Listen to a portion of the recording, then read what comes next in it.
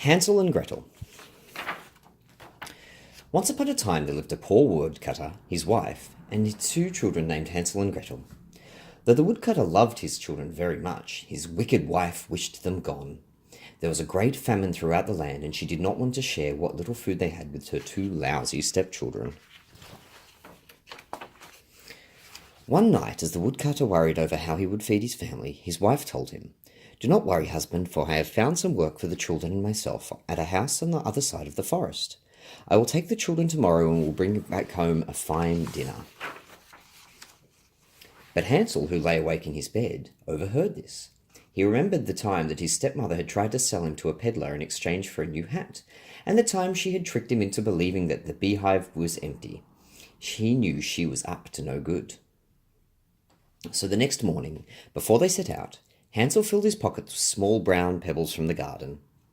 As his mother led them through the forest, Hansel sprinkled a pebble here and a pebble there, creating a trail they could easily follow back home. After many miles, Hansel and Gretel's stepmother turned to them and said, "You poor children look thirsty. Wait here and I'll fetch some water for you." And she disappeared into the woods. After some time, Hansel realized that he and his sister were stranded. Gretel began to cry, as little sisters often do. "Fear not," said Hansel, "I know the way." And they followed the path of pebbles home. Hansel and Gretel arrived to find their father beside himself with worry.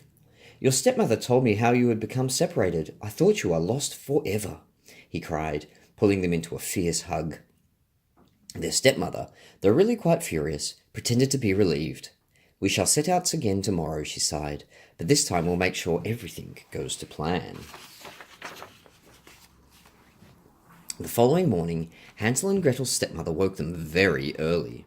She handed them each a piece of bread for their breakfast and led them into the forest. Hansel, having no time to collect pebbles, but certain of what his mother was planning, broke the bread into little pieces and left a trail of breadcrumbs on the ground as they walked. This time, their stepmother led them into a deeper part of the forest.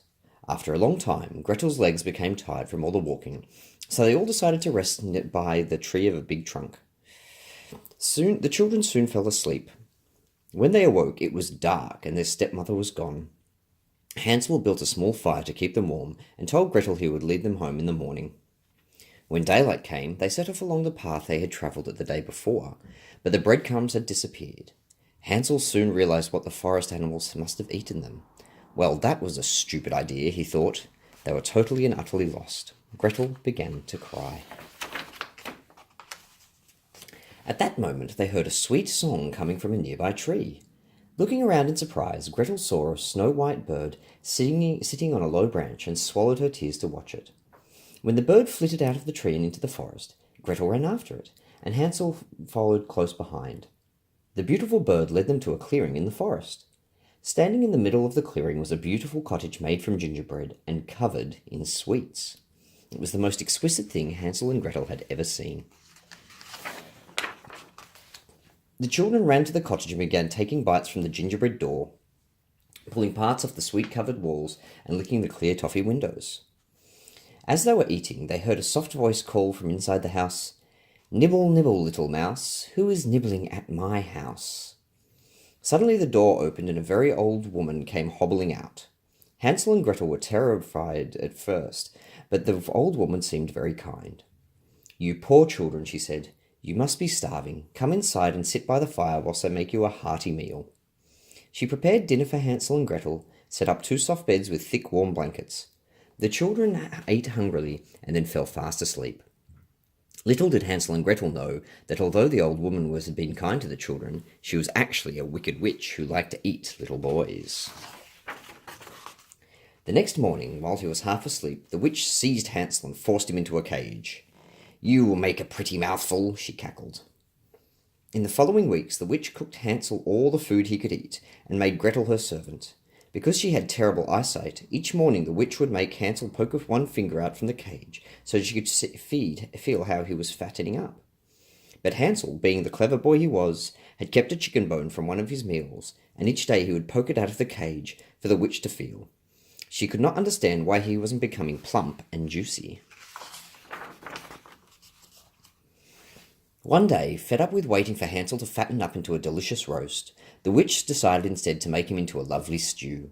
She made Gretel fetch water and boil it in a big pot with lots of vegetables. The witch sat cackling cheerfully and rubbing her hands together.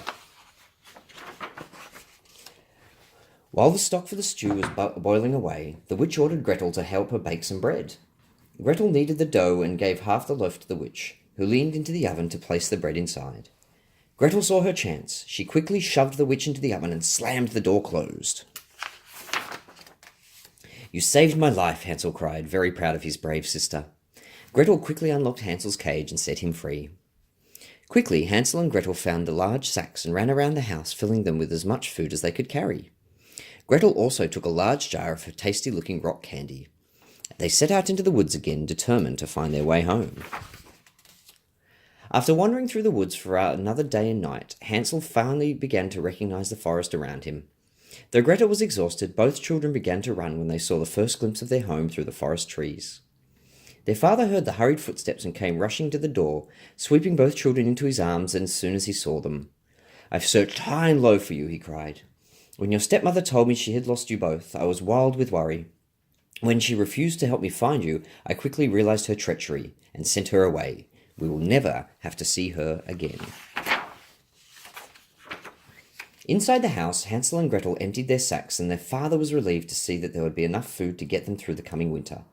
But when Gretel pulled out her jar of rock candy, her father exclaimed, for it turned out that this was not rock candy at all, but precious gems worth a great fortune. So they lived happily ever after, but Hansel and Gretel never ate sweets again.